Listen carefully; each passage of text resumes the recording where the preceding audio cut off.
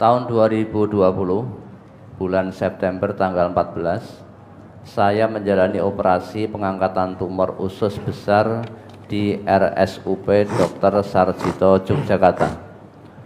Karena tumor itu hanya berjarak 4 cm dari anus, maka usus tidak bisa disambung lagi dan dokter terpaksa membuat lubang stoma secara permanen untuk saya.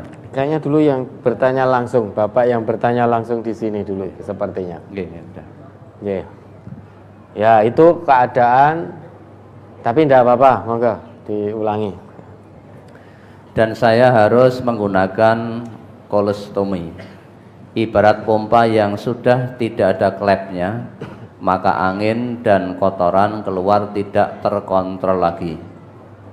Karena kondisi seperti itu, dalam menjalankan sholat sering tidak konsentrasi, terburu-buru hingga membuat tidak khusyuk. Dalam satu waktu sholat kadang saya ulangi 2, 3, sampai 4 kali. Yang saya tanyakan Ustadz, sebatas mana hadis Rasulullah yang berbunyi faiza amartukum bisyai'in fa'tu minhu mastata'tum berlaku bagi saya?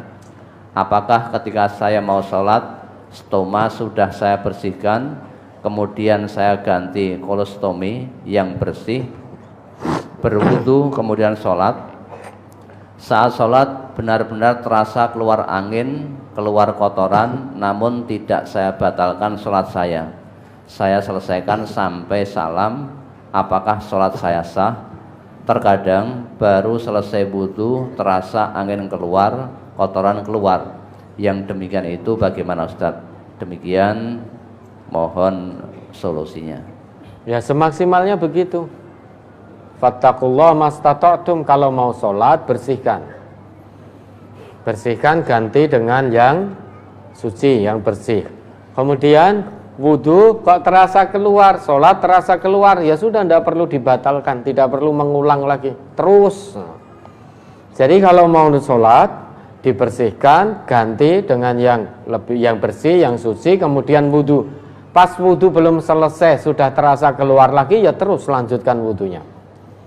Sholatnya pas sholat terasa keluar, jangan dibatalkan, terus saja, karena itu maksimalnya seperti itu. Bapak berarti berada dalam kondisi darurat. Ad-daruratu tubihul mahdurat.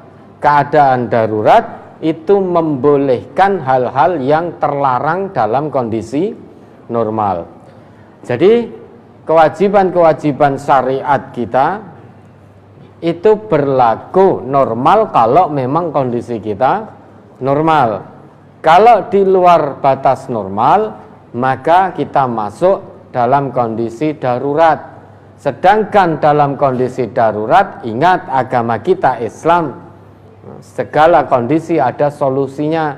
Fa inna ma'al usri yusra, inna ma'al usri yusra. Di balik kesulitan akan ada kemudahan. Dalam agama kita ini setiap ada kesulitan pasti diiringi dengan solusi. Tidak mungkin.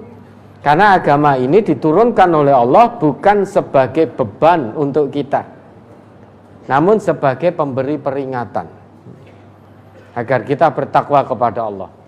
Maka setiap kali ada kesulitan yang Allah turunkan pasti diiringi dengan kemudahan. Sampai 2 kali ayatnya disebut oleh Allah.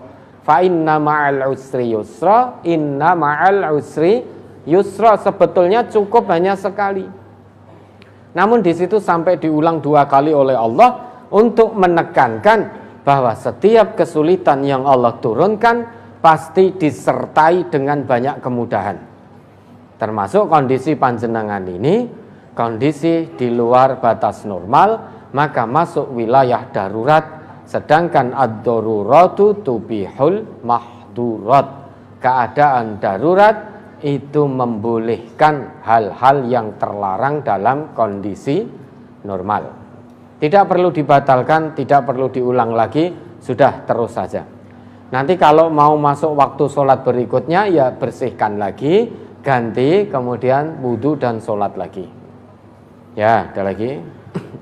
Saya mengikuti arisan ibu-ibu RT, arisan 10.000 dan isi kas 1.000. Anggotanya ada 10 orang.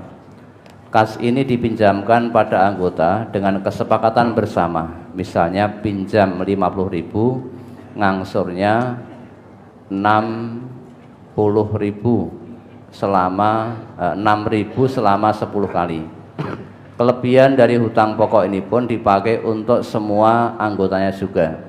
Jadi biasanya beberapa bulan sekali nanti dibagikan ke anggota, atau kalau tidak dibelikan makanan untuk dimakan bersama-sama. Dan semua anggota pun tidak ada yang merasa keberatan. Tapi untuk bunganya tidak mesti segitu juga. Biasanya tergantung kesepakatan. Kalau pinjam sedikit, ya bunganya cuma sedikit, begitu Ustaz.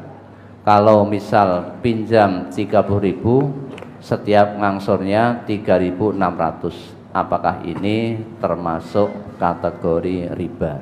Sudah tahu no, ada bunganya.